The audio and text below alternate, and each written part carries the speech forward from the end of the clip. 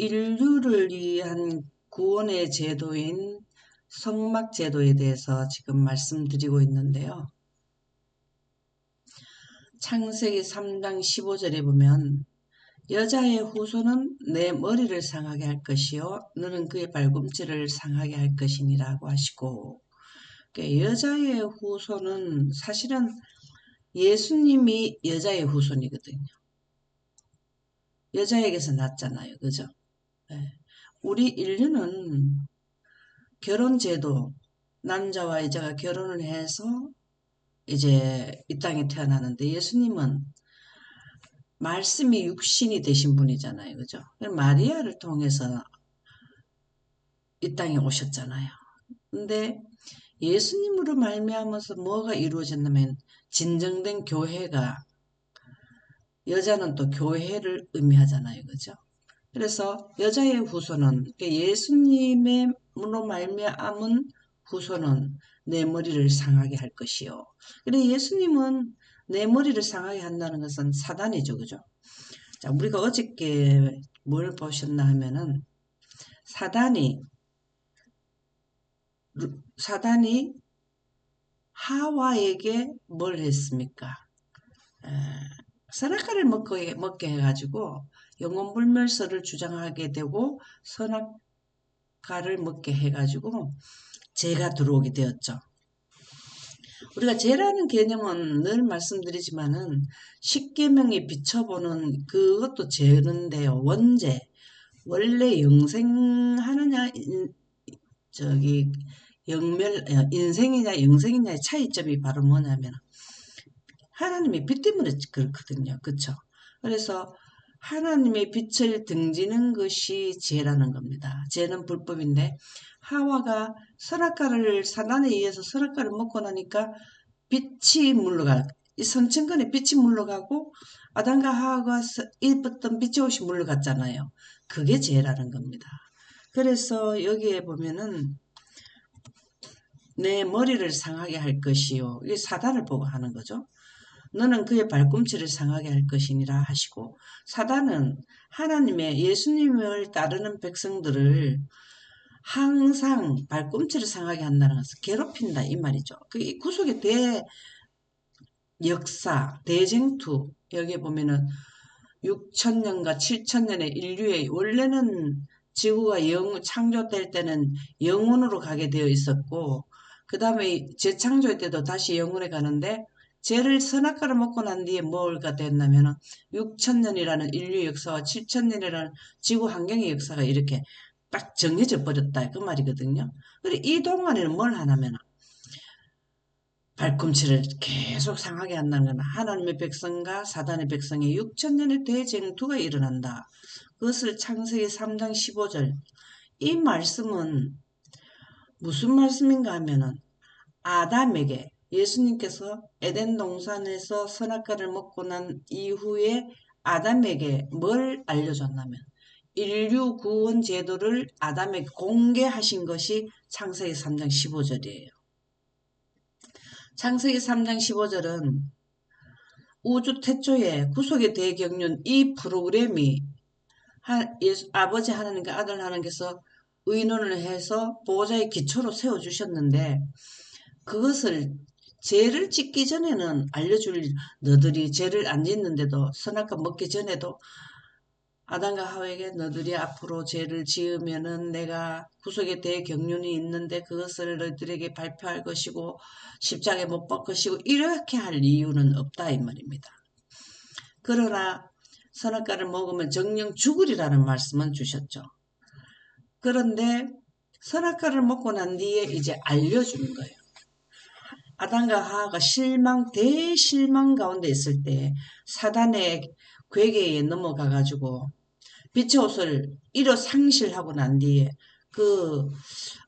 진짜 죽는구나. 영생은 이미 죽었고 인생으로 전환되어도 다 죽는다는 것을 확인하게 되었을 때 상실하게 되고 우리에게 희망이 없다. 그래서 엄청 상심했을 때 예수님이 에덴 동산을 방문하셔서 희망을 주신 것입니다.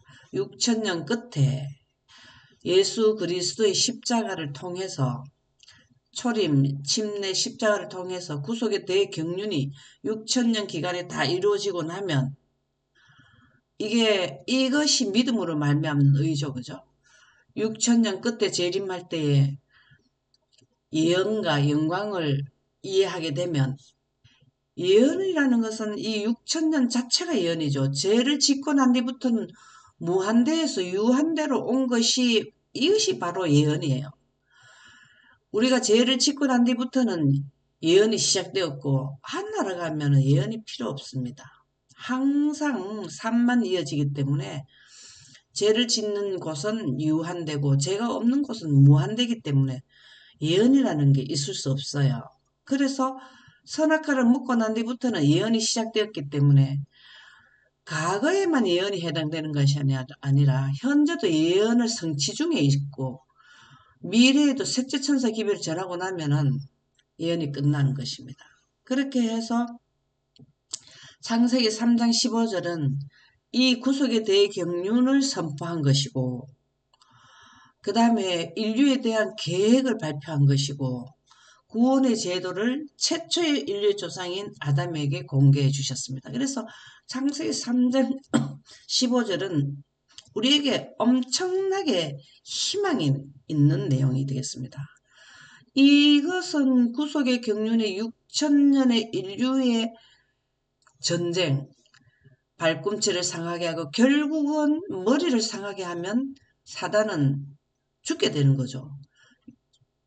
7천년 끝에 사단은 불못에 던져져서 영원히 우주에서 사라지게 된다. 이것이 머리를 상하게 하는 것인데요. 창세기 3장 15절은 우리에게 엄청난 희망을 인류에게 주는 최초의 복음이 되겠습니다. 이것이 구원제도 구속의 대경륜을 선포하게 된 것인데요. 스가랴 6장 13절은 제사장이 자기 자리에 있으리니 이 둘 사이에 평화의 의논이 있으리라. 바로 이것이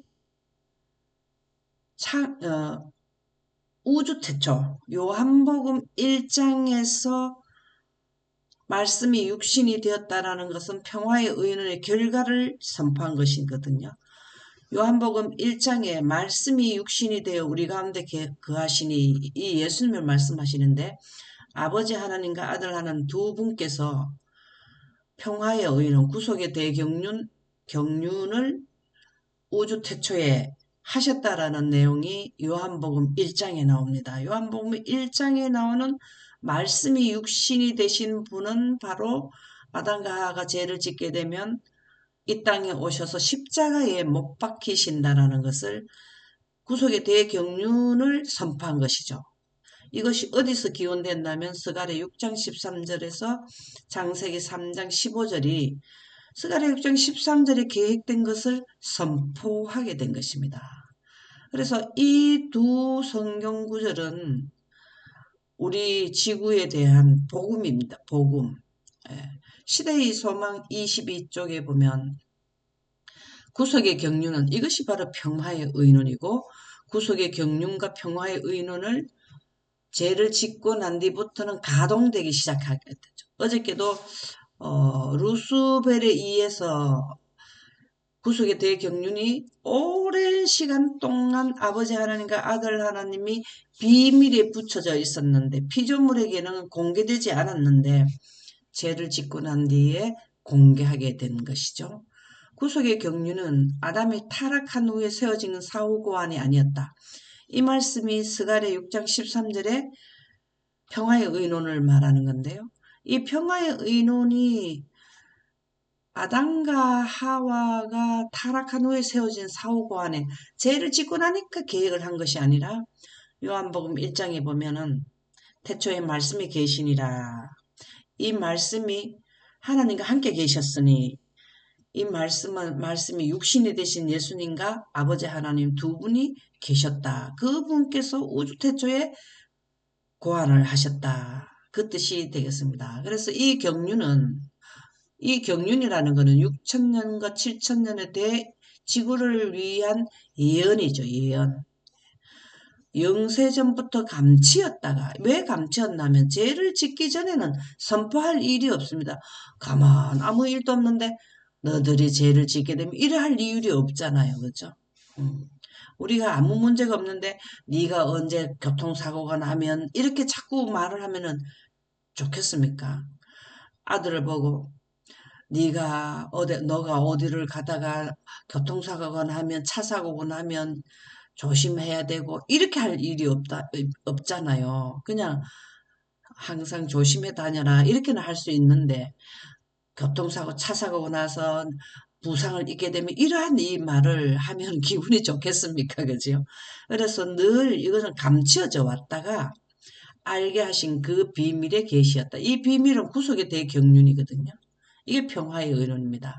이것을 우리가 우주 평화 유지 프로그램 영감의 말씀에는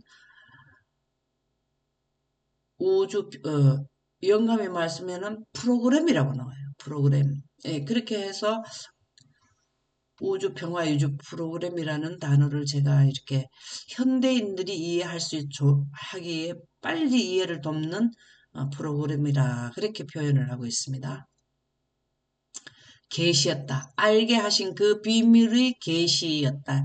계시라는 자체가 예언입니다. 그래서 우리는 예언을 창세기 3장 15절은 예언을 의미하는 것이거든요. 6천년에 대해 예언을 머리를 상하게 하고 발꿈치를 상하게 한다. 이것은 6천년에 대해 예언을 선포하신 것입니다.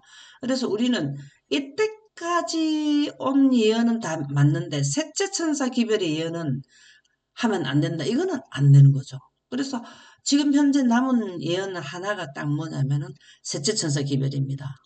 이 셋째 천사 기별이 선포되고 나면은 그제야 끝이 오게 되는 것이죠. 그래서 그 비밀이 계시였다. 이 계시라는 거는 비밀에 붙여져 있는 걸 드러내는 거거든요. 그 창세기 3장 15절은 아버지 하나님과 아들 하나님이 예언을 두 분이 비밀로 붙여져 있던 것을 드러낸 것이 창세기 3장 15절이죠. 그래서 이것은 하나님의 보좌의 기초가 되어 온 원칙을 공개한 것이었다.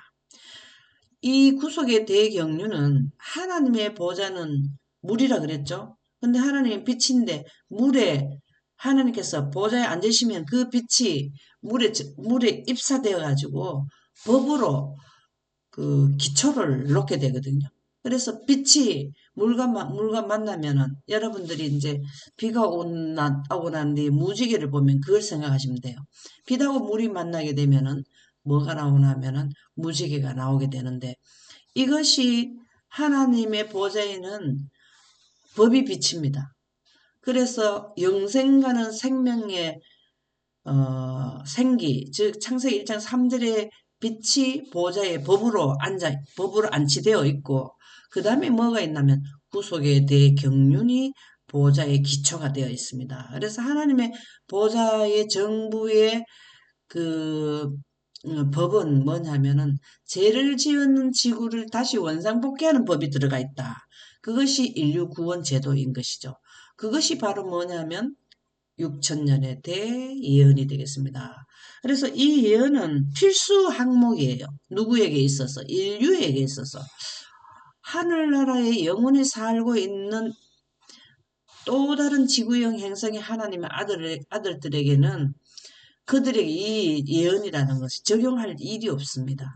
근데 이 지구만 이 예언이 필수적으로 적용되는 것인데요. 그것이 창세기 3장 15절이 예언을 말한 것입니다. 6천년 대 예언. 그래서 우리는 지금 현재 모든 조상들이 에녹은 첫 번째 멸망 노아 홍수를 예언하고 노아도 그렇게 했고 그 다음에 초림 전에 있는 분들은 초림에 대한 예언을 하게 되었고 모든 역사 가운데 예언으로 이루어졌거든요. 인류의 역사는 예언하고 뗄래야 뗄 수 없는 관계에 있습니다. 그래서 그 시대마다 선지자들을 통해서 예언을 주셨거든요.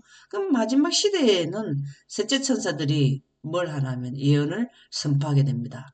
6천년에 대해 예언과 이 시대의 예언을 전하게 되는데요. 그래서 구원 제도는 하나님의 보좌의 기초의 법입니다. 원칙입니다. 원칙. 그래서 원칙을 공개한 것이다. 우리는 이 구속의 대경륜법이 없으면 인류는 구원받을 희망이 없는 것이죠. 그것을 누구에게 알려주셨나? 죄를 짓고 난 뒤에 그 희망이 없는 부부에게 이것을 알려주셨다. 참 감사한 일이죠. 이러한 아담에게 선포한 사실이 없으면 우리도 희망이 없는 것이죠. 그래서 그렇게 선포한 것을 어떻게 지켜나와야 되느냐. 이제 영광이 이 지구에는 지구 전체의 하나님의 영광으로 강합성하던 이 지구는 하나님의 빛으로 영생을 이루어가던 지구의 동식물들은 이제 하나님의 빛을 받지 못하는 환경으로 초자연 환경에서 제1자연 환경으로 전환되게 되었습니다. 그러면은 하나님께서는 인류를 사랑하시기 때문에 이 하나님께서 영광이 지구 전체에 비치던 영광을 에덴 동산에만 두루도는 하얀금을 두어서 여기에서 예배를 드리도록 그렇게 하셨습니다. 왜 그랬나 하면 지금처럼 글자가 성문화가 되어 있는 상태가 아니기 때문에 성경 말씀을 그때 당시에 성경으로 만들 수 있는 그러한 환경이 아니거든요. 그래서 성경의 원본인 영광을 지구 자체 중에서는 사라졌지만 에덴 동산에서 원래 지구의 영혼에 가게 하는 이 영광을 부분적으로 두심으로써 여기에서 영광을 대해서 학습을 하도록 하셨습니다. 창세기 3장 24절에 보면 이같이 하나님이 그 사람을 쫓아내시고 아담과 하와는 사단은 셋째 하늘에서 쫓겨났죠. 왜 쫓겨났냐면 영생가는 하나님의 법인 빛을 거절 등졌기 때문에 쫓겨난 것입니다.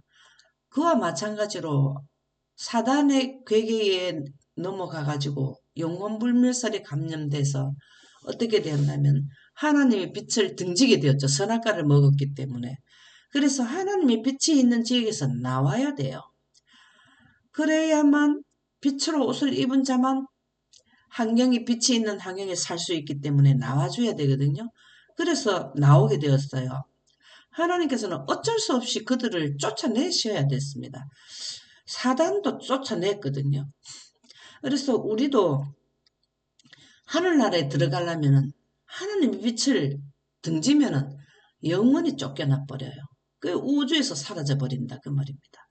그래서 창세기 3장 24절은 빛이 있는 지역에는 빛으로 옷을 입은 자만 살고 빛이 없는 지역에서는 지금 인간이 직조한 옷을 입고 살아야 된다. 이것을 여기 아주 명료하게 드러내주는 것인데요. 이 에덴은 왜 여기 에덴을 이렇게 두셨냐면 우리가 지금 성막 제도를 들어가고 있는데요. 최초의 원시 성막이 어디냐면 에덴입니다. 여기에서 에덴 동산이 여기에 빛이 있잖아요. 이것이 바로 우리가 지성소로 보시면 돼요. 성막을 모세에게 짓도록 하시기 전에 손으로 짓지 않는 곳에 거하실 때에 하나님께서 창조하신 지역에서 지구 전체를 본다면 여기는 에덴 동산은 바로 두 번째 칸이 됩니다. 그리고 이 지구는 첫째 칸이 되는 거죠. 이렇게 생각하시면 이해가 빠를 것입니다. 그래서 창세기 3장 24절에 보면 이같이 하나님이 그 사람을 쫓아내시고 에덴 동산 동편의 그룹들과 두루도는 하얀금을 두어 여기에 천사를 딱 두었다는 거죠. 생명나무의 길을 지키게 하시니라. 왜 생명나무의 길을 지키게 하냐면 죄를 지은 아담과 하와가 선악과를 먹게 되면 죄 지은 사람이 불사하게 됩니다. 죽지 않게 된다는 겁니다. 그래서 빛을 등지게 되면 생명과와 생명수를 먹지 못하도록 되어 있거든요. 왜 그러냐면 죄를 짓고 우리가 이런 몸으로 영원히 산다 하면 얼마나 힘들겠습니까? 이 죄악 세상에서. 그게 인류에게는 좋은 일이 아니거든요. 여러분들이 지금 루스벨과 그의 천사들을, 그의 악한 천사들을 눈으로 본다면 그들은 살아는 있지만 얼굴 전체가 주름이 져가지고 초글초글초글하다 그랬거든요. 그런 모습으로 영원히 살아가지고 어떻게 할 것입니까? 영감의 말씀 대쟁투에 보면 그런 내용이 나오더라고요. 실물교훈 18쪽에 보면 그 거룩한 부부가 지극히 높으신 하나님의 율법을 범하게 되자 이때 당시에는 십계명이 아닙니다. 여기 지극히 높으신 하나님의 율법이 계시록 12장 17절에 나오는 하나님의 계명과 예수의 증거를 가진 자들로 더불어 싸우려고 하는 그 계명이 바로 무슨 계명인가 하면은 지극히 높으신 하나님의 율법이 되겠습니다. 그것이 바로 하나님의 보좌에 있는 하나님의 빛이고 아버지 하나님과 아들 하나님께서 두 분께서 생성하시는 창세기 1장 3절의 빛, 영원에 가는 생기, 거룩한 분의 영, 성령, 그것이 바로 하나님의 율법입니다. 로마서 8장 2절에 보면 성령의 생명의 법이 이것은 영생법을 의미하거든요. 그래서 하나님의 율법을 범하게 되자, 이 말씀은 하나님의 빛을 등지게 되자 이 뜻입니다. 그분의 얼굴에서 비쳐나오던 광채가 하나님께로부터 비쳐나오는 그 빛이 천연계에 두셨거든요. 예, 하나님의 보좌의 빛, 하나님께서 생성하신 그 빛을 궁창 위에 성층권에다가 하나님의 빛을 두셨거든요. 이 천연계에서도 사라지고, 천연계에서 사라지니까 하나님의 빛으로 강합성을 하지 못하게 되니까는 아담과 하와도 뭐가 하게 되었냐면 빛이 오신 물로 가게 되었다. 그 뜻이 되겠죠. 그래서 천연계에서 사라지고 말았다. 이게 이제 우리가 죽을 수밖에 없는 이때 당시에는 두 빛을 받고 살았죠. 아담과 하와가. 하나님의 빛과 창세기 1장 3절의 빛과 넷째 날 태양빛을 두 빛을 받고 살았는데 이제 직접적인 영생가는 생기가 물러가고 나니까 태양빛만 받고 사는 게 인류가 죽게 되었다는 것입니다. 우리가 죄를 짓지 않아도 죄 가운데 들어오게 된 것은 태양빛만 받게 되었다. 그 뜻이 되겠습니다. 왜 나는 죄도 한번 짓지 않은 어린아이도 태어나자마자 사형 선고, 죽음이라는 것을 달고 나오느냐. 그것은 에너지의 차이라는 거죠. 그래서 오늘날의 지구는 죄로 말미암아 손상되고 더러워졌다. 이 아담과 하와가 죄를 짓고 그 다음에 가인이 아벨을 살인하고 난 뒤에 또 땅의 저주를 받게 되었죠. 이렇게 해서 그 다음에 에덴이 철수됨으로써 완전히 지구 자체의 형태마저도 변형이 되어버렸다. 그래서 죄로 말미암아 손상되고 더러워졌다. 그래서 영광이 있는 에덴에서 쫓겨났다라는 것입니다. 그렇지만 희망을 주신 것은 지구 전체에는 영광이 없지만 에덴 동산에서 쫓겨난 아담과 하와는 다시 원상복귀하는 교제, 실물 교훈인 영광을 에덴 동산에 두신 거죠. 그래서 희망이 있는 것입니다. 에덴 동산에서 영광을 완전히 철수해버렸다면 실물 교훈이 없죠.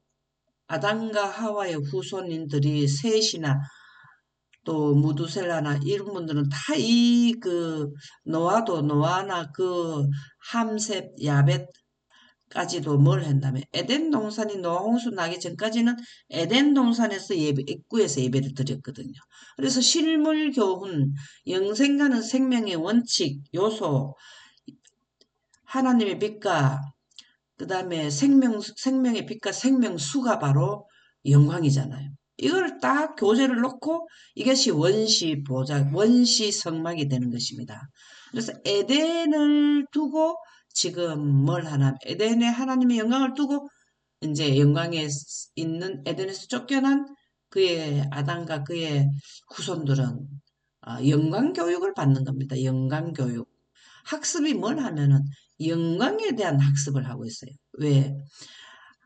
내가 빛으로 옷을 입고 에덴 동산에 살 때 이렇게 전체가 이렇게 초자연 환경일 때는 이 안에 있는 모든 이 지구에 있는 모든 동식물들은 죽거나 상하거나 새거나 썩지 않았는데 여기 이 지구에는 낙엽이 지고 동물들도 죽고 또 아벨도 죽게 되고 이렇게 되잖아요. 근데 이 안에는 아담과 하하가 쫓겨나고 난 뒤에도 여기에 900년을 더 아담은 봤거든요.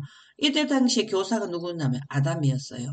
그러면은 저 안에 한번 봐봐라. 이 영광이 두루두른 하얀검이 있는 지역에는 저기 포도가 몇백 년을 지금 똑같이 저기 있지. 근데 우리 이 포도는 1년 지내고 나면은 또 우리가 새로 또 농사를 지어서 먹고 이렇게 되잖아 하면서 영광에 대한 교육, 영생과는 원리, 원칙을 실물 교훈은 영광을 놓고 학습하는 학습장이 바로 뭐냐면 원시성막이에요. 그것을 모세에 의해서 첫째 칸에 이 영광을 두신 겁니다. 그래서 이 영광을 첫째 칸에 있는 세키나 비친 하나님의 영광을 통해서 온 인류를 하나님의 영광에 대한 학습을 하고자 의도하신 것이 성막제도가 되는 것이죠. 그래서 이 영광은 성막제도를 세우신 원인은 바로 뭐냐 하면은 영광을 드러내게 하는 것이 성막제도라. 우리가 지난번에 공부할 때 그 말씀을 우리가 직접 영감의 말씀에서 확인을 했죠. 예수님이 이 땅에 오신 것도 뭐 했다고요? 영광을 드러내러 오시고 임마누엘 장에 보면 시대의 소망 임마누엘 장에 보면 나오고 그 다음에 성막제도도 왜 이렇게 성막을 이렇게 하셨나? 영광을 교육하기 위해서 학습장으로 이것이 바로 지금 뭐가 되었습니까? 지금 현재는 교회가 되죠. 여기에 바로 시언자, 법계는 바로 뭐냐면 영광이 있는 지역에 뭐냐 하면 설교단이 되죠. 지금 현재 설교단. 그래서 설교단은 거룩한 곳이고 거룩한 하나님의 율법이 선포되어져야 되는 것이 바로 지금 현재 뭐냐 하면 설교단이 되는 것이죠. 창세기 3장 6절에서 7절에 보면 여자가 그 나무를 본즉 먹음직도 하고 보암직도 하고 지혜롭게 할 만큼 탐스럽기도 한 나무인지라 여자가 그 열매를 따먹고 자기와 함께 있는 남편에게도 주매 그도 먹은지라 이에 그들의 눈이 밝아져 자기들이 벗은 줄을 알고 무화과 나무 잎을 엮어 치마로 삼았더라. 여기에서 보면 바로 뭐냐면 자기 무화과나무 잎을 엮어 치마로 삼았더라. 이게 바로 뭘까요? 하나님께서 해주셔야 되는데 하나님께서 해주신 옷을 직조한 옷을 그들이 거절하고 나니까 자기들이 만들어 입어야 돼요. 이게 바로 뭐냐 믿음으로 말미암는 의의 기별을 이제 여기서 설명해 주는데요. 여자가 그 열매를 따먹고 자기와 함께 있는 남편에게도 주매 사람은 자기 의로 아무리 해도 영생을 못 가게 됩니다. 이 옷의 재료가 영생가는 옷의 재료는 아버지 하나님과 아들 하나님께서 빛을 생성해서 그 재료로 그 빛의 옷의 재료는 빛이잖아요. 우리가 빛을 한 올이라도 우리는 한 줄기라도 빛을 생성하지 못하거든요. 무화과 나무 잎을 엮어가 치마로 삼아 이거는 가죽옷을 입혀주지 않으면 절대로 무화과 나무 잎을 자기 인류 스스로는 하늘나라 갈 수가 없습니다. 의인이 될 수가 없다라는 거죠.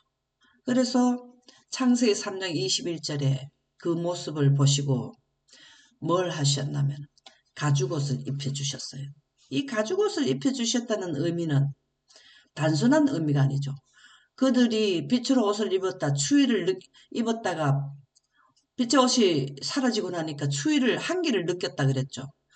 그들을 위한 그 추위에서 한기를 느끼는 것에서 견딜 수 있는 것도 해 주셨지만 이 가죽옷의 의미가 바로 뭐냐면 예수님의 십자가를 의미한다 그 말입니다. 구속의 대경륜을 창세기 3장 15절을 지금 실질적으로 시작을 하신 거죠. 왜냐하면은 이 가죽옷을 지어 입히면은 어떤 짐승이든지 양이든지 염소든지 어떤 짐승이 죽었다는 것을 의미하잖아요. 예수님은 나는 어린 양이다 그렇게 표현을 하셨잖아요. 십자가에 못 박힌다는 것을 나는 어린 양이다 그렇게 말씀하셨잖아요. 그것이 바로 가죽 옷이라는 것은 예수님이 이렇게 돌아가신다라는 것을 의미하죠. 돌아가시는 구속의 대경륜을 통해서 아담과 하와가 다시 하나님의 영광의 옷을 입게 된다라는 것을 영생하게 된다는 것을 의미하는 것이 가죽 옷인데요. 그것을 6천년의 대역사를 통해서 제도를 두셨는 이 제도, 구속의 대경륜 제도가 성막 제도에 여기에 다 교훈을 두신 것입니다. 첫째 칸 봉사는 첫째 칸에는 하나님의 영광이 있지만 1년 동안 지은 죄를 완전히 세하는 것이 제거할 수 있는 것은 대속죄일에 한번 들어가잖아요. 여기에 자주 들어갈 수가 없잖아요. 그러면 여기에서 대속죄일이 우리가 하나님의 영광의 빛을 보는 것은 인류가 6천년 끝에 대속죄함을 받거든요. 그래서 여기에 보면 구속의 대경륜의 제도가 여기 다 들어가 있어요. 그래서 여기에 창세기 3장 21절의 말씀 가죽옷을 지어 입으셨다 하는 말씀은 구속의 대경륜 예수님의 십자가와 6천년의 대 프로그램이 여기에서 한 번 더 설명을 교훈을 해주는 것이 성막 제도가 됩니다. 그래서 우리 인류는 이 성막 제도에서 행해지는 것을 지금 현재는 뭘 해냐면 교회에서 교훈을 받게 되는 것이 지금 성막 제도가 처음에는 에덴 동산에서 원시 그 성막이 시작되었고 그 다음에 모세에 의해서 이렇게 지어졌으며 솔로몬에 의해서 이동되는 것이 아니라 솔로몬 성전을 통해서 이제 고정된 성전을 주셨고 그것이 지금 예수님의 의해서 다시 십자가 이후에는 교회로 일곱 교회로 나오죠. 에베소, 서머나, 버가모, 두아디라, 사대, 빌라델비아, 라오디게아 이렇게 일곱 교회의 역사 2000년에는 뭐가 나면 교회로 이 구원의 제도가 교육되어지도록 하나님께서는 제도를 이렇게 체제를 두셨다. 이런 말씀으로 우리가 이해하시면 되겠습니다. 그래서 오늘은 여기까지 하도록 하겠습니다.